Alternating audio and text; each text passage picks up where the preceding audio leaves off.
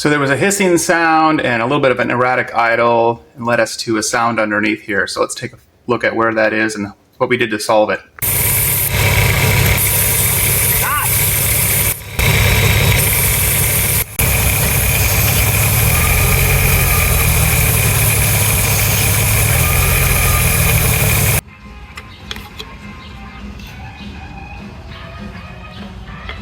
There it is.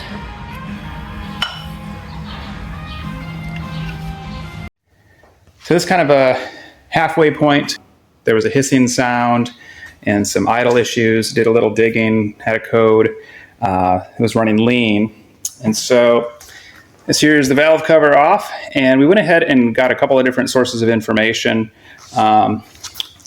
We previously were going to do the valve cover, gaskets and such, because we had some leaking, and was also getting into the spark plug wells, considerable, but we didn't know for how long that was happening.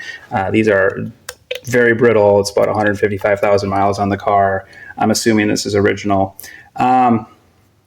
We decided to wait and check on it again, and then it developed a different noise, which Audi would say that we need to replace the entire valve cover, which includes the oil separator, which would sit in here, and a diaphragm. So anyway, we found some instructions and another video.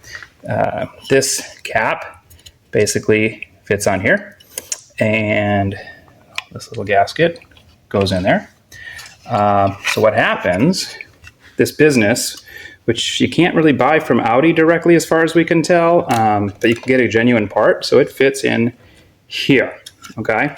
And one of the things that we'd heard was that the diaphragm ends up, oh yeah, the diaphragm is suspect and it leads to a hissing sound, and then the air is flowing not in the correct direction. It should be a one-way deal. So the labor to get to this point would have been the same to find that issue or to replace that item, which is, after shipping and tax, about $200. Or Audi would say 800 and some for the entire valve cover kit, which would include these pieces as well as the gaskets. But we decided to piece things together and we're able to get most everything actually that we're going to need for about $350, and we're going to pay ourselves for our labor. What we're left with here is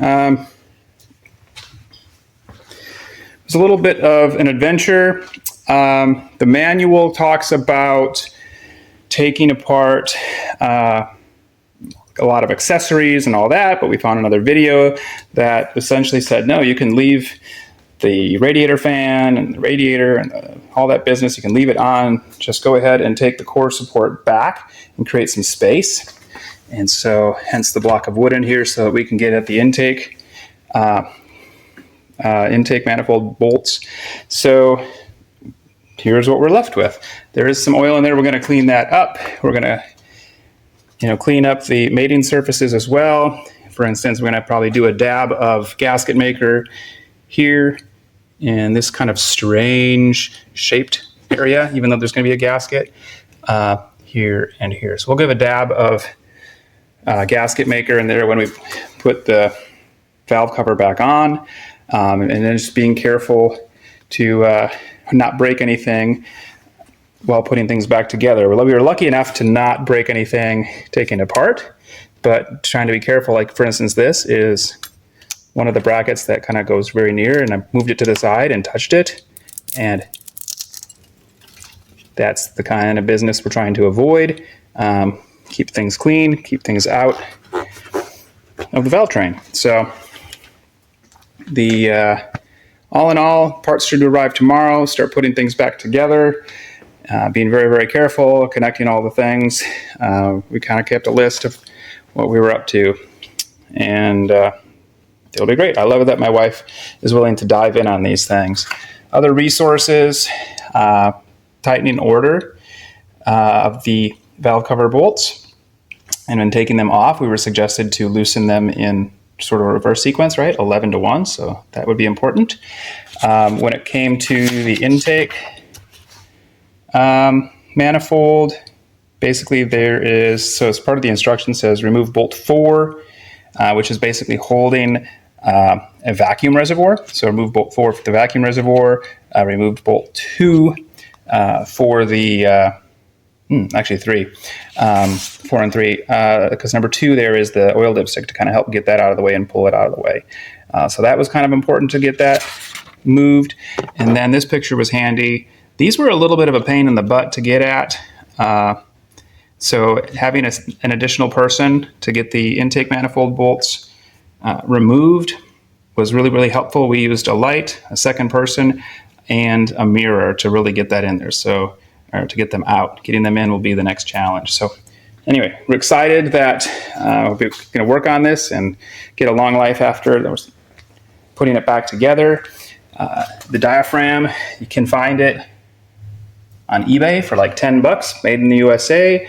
But when it came down to it, we thought, let's go ahead and get the oil separator with it. The diaphragm is already installed. Go ahead and get the genuine Audi gasket parts to put everything back together, including the intake manifold and the throttle body. So just a little bit of a heads up that we kind of combined two pieces of information to get this far. And so my next check-in on this will be once it's all together and we test drive. Thanks for watching.